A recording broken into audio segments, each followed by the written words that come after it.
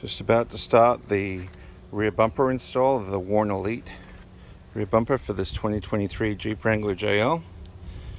It's got a aftermarket tow hitch on it. No wiring, but should be pretty simple.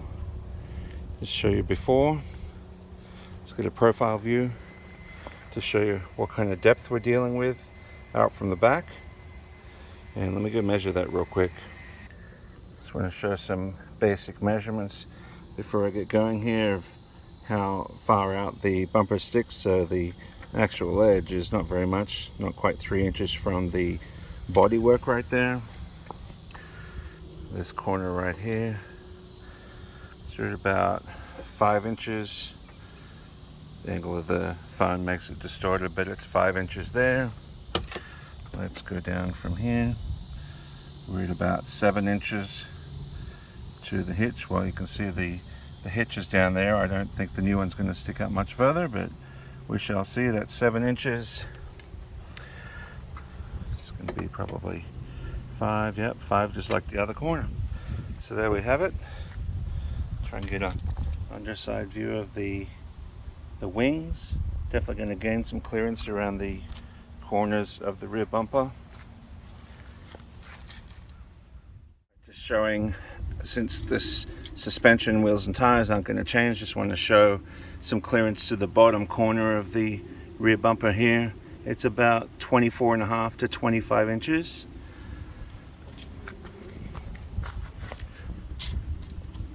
And you see the low point down here is more like, well, about 23 to 24 on this plastic, on these plastic corners. So hopefully that comes up a little bit to get some more clearance. And there's about a 1 inch gap, I would say, from the top of the metal hitch to the plastic bumper there. So next, get this factory plastic bumper and inner skirts pulled off, and check it out from there to get the new worn brackets installed on the frame. Then the bumper slid up onto the rear end. Then do an after review and some measuring once again. First glance at the bumper now. Opened it up. It's got this like a mesh cover on it. Same stuff they put over new wheels. It's about the only protection it really had. It came in this huge long box that of course got a bit trashed during shipping. But the bumper seems to be fine. I'm going to put it face down on the flat to make sure that the bumper is not twisted at all. I don't think it is from the way it was shipped with UPS, but I was expecting a couple little nicks. A little bit of a wear off the paint there, the powder coat. Got the brackets were also wrapped inside these bags, and the license plate bracket has a little bit of rub marks on it, but no big deal. It's easy to touch up. It's going to happen with bumpers that are not shipped by freight. Got the bag of all the nuts and bolts in there.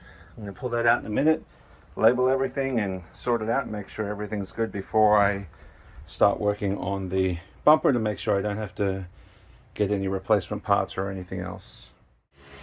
Sorry for the fan noise, guys. It is really hot, 89 degrees here in the garage.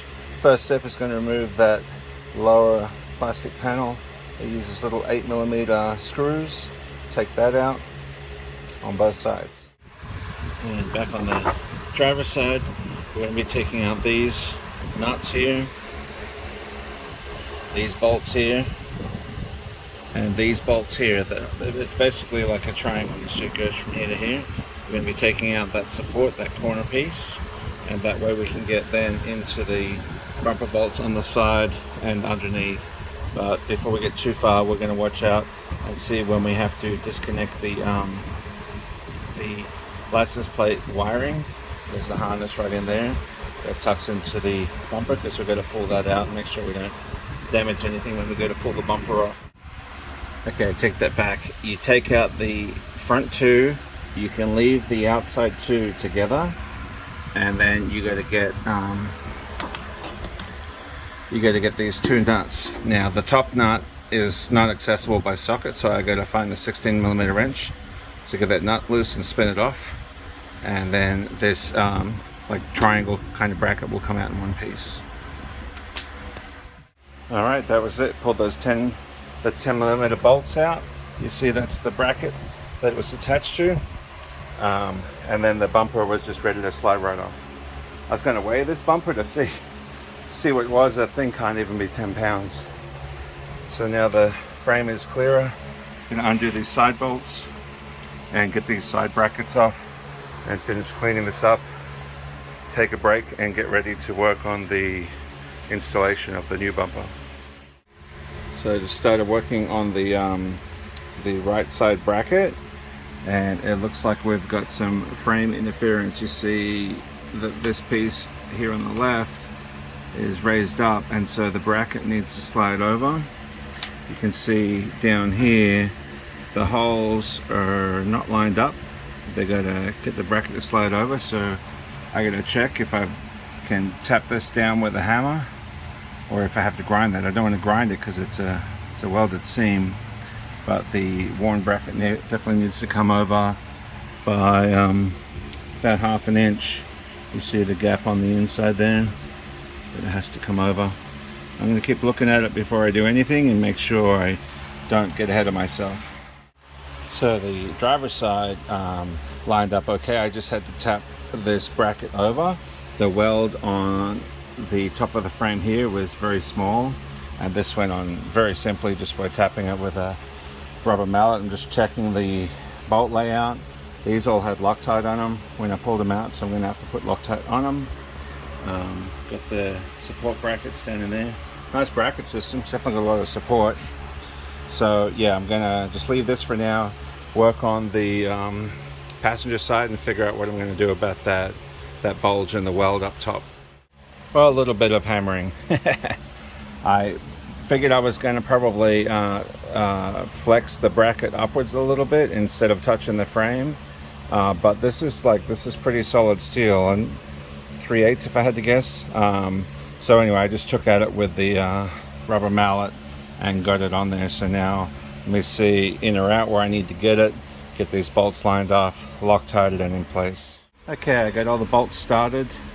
What I did is I put in the 2 rear support brackets, support bolts, pushed that bracket against the frame, tapped this in a little bit to get these bolts started.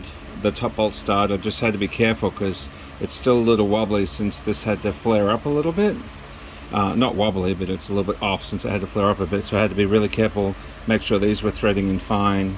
And the bottom bolt up in through the nut plate, I thought was missing the nut plate and went back through the box, forgot to check it in earlier and found it in that giant 7-foot long box, and it was still there. So gonna back out.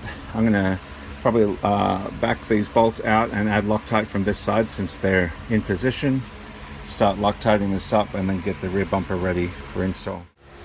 Alright, I've heard that this is the least favorite part of the install, is getting these friggin' little retainers onto these bolts. So these guys here go onto the back of these carriage bolts to basically hold them in there as studs.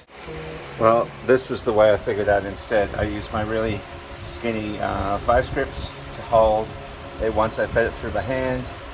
Now I can pop it out. I should be able to get it the rest of the way down quite easily from there.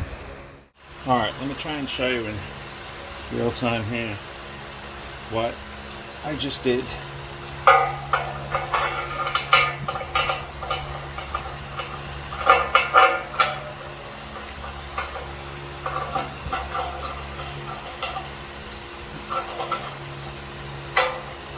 Hold that there.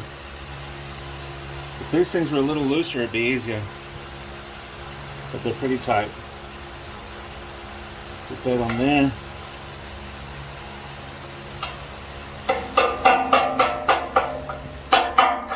There we go. Put that on there. Now hold the back of it. Put that on there again. There we go. Nice and tight inside the groove. Hopefully that helps you guys. Alright, so I got the bumper on. That was fun. Kind of sat on the chair at the back of the vehicle with my bumper on the lap, and then wiggled the bumper until it was evenly kind of resting up on top of the mount. See, just above, I can't point at it, just above the bolt is the mount, the end of the mount, and then the bumper has a space up above it, up here. So that was just resting on there. Then I put a ratchet strap around the bumper on this cross member in case it tried to fall, so it wouldn't kill me. And then I came under here, and these bumper bolts have quite a bit of left to right wiggle room. There's the other one just up inside there as well. So yeah, it's fun. You got to kind of wiggle it and jiggle it. Having another person would definitely be easier. I'm just impatient and didn't want to wait. So I got those started. Problem I'm seeing now, minor problem, I think, is that this hole isn't lining up right here for the threads of the last bolt that goes in on this side. I got the other side mounted up, but I may have to loosen the bracket bolts, which is those two there on the side, this one here and the two back there. Might have to loosen those up and try and shift the bracket rearward to see if it doesn't fit. But I just want to show you, like, you see how the bracket's even like contoured around the frame there. It's pretty well done. I like the support that this has, and of course that's right in line here with the toe point. So let me keep working on this. Maybe when I suck these 4 bolts in of these brackets, maybe this hole will line up a little bit more, or if I have to, I can remount the bracket and the bumper mount to make sure that the bolts go into those threads nicely. Those studs on, not without too much trouble. I used my cheap cordless impact wrench, and luckily it was short enough to fit in there. I first used a regular socket. Those are 3/4 inch. I used a regular socket, then I switched to a deep socket. I got those tightened up. Once I got those tightened up, this hole lined up, so that was perfect. Probably had to crush those weird little washers on the bolts. And now I've got my ratcheting wrench on the inside single mount on both sides. Then I've just got to tighten up the second bolt on the other side and then go over what's next. Working on this license plate light now, getting it out. Just use basic trim removal tool to pop this connection off here, and this other one was tied right in here as well, but the harness doesn't want to pull through. Here's the back side of the harness for the light that's just inside there. There's 2 little screws, nuts to take off to get the light out, but the harness is not free. So I think the harness is either strapped down or pinched inside this friggin' rail down inside here. So it looks like I got to remove 42,000 screws to get the plastic bumper cover off. So start working on this and see if I can figure out a better way to get that wiring harness out there, because I need that complete to plug it into the relocation bracket. So 22 minutes later, I think if I knew what to do, now that you have this video, you'd understand what to do, so it would be a lot quicker. But what a pain in the dick to get this thing out. All that just for a license plate light. Alright, so I laid it back out to where it was. Show you what you had to do. So that long cross brace there, it's ridiculous. All this stuff is held in with 7mm screws. So that long cross brace goes right across the back of the bumper. That has to come off. Then you basically have to go around all of these guys here. These are all little 8mm. I just went most of the way down so I could flex this side up. This wing panel here. So this, let's see, this thing here goes on around this corner right in there, and it's held on with white clips down here at this bottom section. I busted those out, these things. Probably save these in case they're used on some other part of the car. So I had to take the screws off this outer corner trim piece that was on there like that. Then undo all the metal screws you can see, then pop the white clips out, then pop this thing off, then pop out more screws down there. Basically the situation is that this harness is attached in multiple positions from inside the bumper. So this is through that hole there, through that hole there, through that hole there, and this one was up here. I just reverse pushed them through so they were sticking up. Push them through. Well, of course the harness didn't want to pull through because this connector was too big. I didn't think I had to pull the connector off the light because I figured once I get it out through the hole I would put it through. So if I had disconnected this is push down on here, bust your thumb now, push down on here and pull it out. Then I probably could have pulled the harness out from the light through here, but it's all inside this plastic channel. So now that all of this is loose, try and show you here, this whole plastic mess, well, I can't really show with one hand, this whole plastic mess will come out and flex up so you can actually get to the harness. So now the light is out. You see on the light there are two plastic studs, and I think they were stripped already before I even went to pull it out. So that's lovely. Got to find the nuts. And the light will not fit out from the hole until the harness is disconnected from the back side of the light. So yeah, so that was a fun 22-minute job to get this light out. Now I can mount it into that light bracket over there, make sure everything's good, and continue on with this rear bumper install. Look at how junky these, if you want to call them nuts, I don't know what the technical name is for these things, but these are the things that are on the back side of the license plate light. So it's like they just strip themselves onto the plastic of the light as it goes on. Really cheap. Alright, the license plate mount is ready to go. I got the light on. You see it's kind of tapered the same way it was in the, it was like this on the side of the vehicle, so I did it the same way so it lights down onto the light.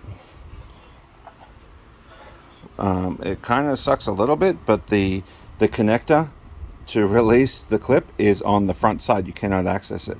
So to access that clip, if I had to, I would have to take those cheesy screws off and get those back out. But I removed some of the standard clips that were on the harness and zip tied the harness down to the mount, and then I'll figure out where to zip tie it once I get it up on the vehicle in a second. Just going to bolt the license plate on here and then fit this up to the Jeep. The hardware that came, it says it in the instructions that you may have to drill out the license plate holes to fit. Well, this bolt is exactly the same as probably before powder coat, so I don't want to drill that out and have to repaint it. So I've just gotten some smaller panhead bolts that will fit in here without any problem, and also fit through the holes of my Florida license plate. Just give you a heads up on that. But there's five stainless steel, or 5 zinc coated bolts are all the same size. 2 of them will mount the bottom to the bumper, and 3 is supposed to be for this license plate. Final step was just wrapping the harness. Let me get the harness around from the bumper up there. And what's cool is there was a little hole right there that one of the Christmas tree brackets fit into, and then there was another one up here that the existing harness fit into, and so then I just took the little bit of excess and zip tied it so it'd stay up, and got it clipped in, and got the white clip back on the plug for the license plate light. So now I will check, make sure the license plate light still works. That's the underside of the 2 bolts that hold the plate mount onto the bumper. And let me show you the license plate mount on the bumper in a second. And there you have it. Nice and neat. Light works well. It does hang off the edge of the bumper just a smidge. I loosened up the 2 mounting bolts and pushed it all the way to the right as far as I wanted, but you got to be careful of the body line there. Sorry for the blurriness, but there's a body line right there. I kept about a 1/4 inch gap, but looks nice and neat. Here's the rear bumper, all installed. Very similar clearances to the factory one. Pull out the tape measure here in a minute and show the difference in departure angle and everything. but I'm happy with it. It looks like it added a little bit more clearance. Well, it did add a little more clearance around the corners. The exhaust looks like it's hung down a little bit further when it hasn't moved. Yeah, you get the idea. Grab the tape measure. Alright, not really expecting too much difference, but the clearance to the back is about 7.5 inches by the angle I see it at from the tub. See, there's a little bit of a gap there, which is fine. The license plate mount is pretty neat, but I have already caught myself on this corner walking past the Jeep a few times. Here's the clearance to the corner, right at just under 5 inches. Ties in nicely with the factory flares. It's a Rubicon flare.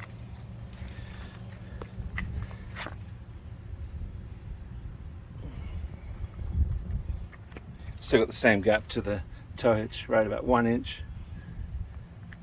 So yeah, there's no ground clearance difference in the middle, but it'd be hard to try and show the ground clearance difference here at the side.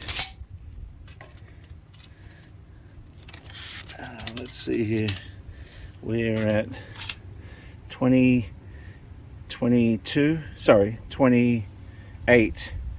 at the bottom of the corner of the bumper. Curve makes it hard to measure, but yeah, it looks good. Really nice product. Thanks for watching. If you're interested in this, we sell these at exitoffroad.com under the worn section.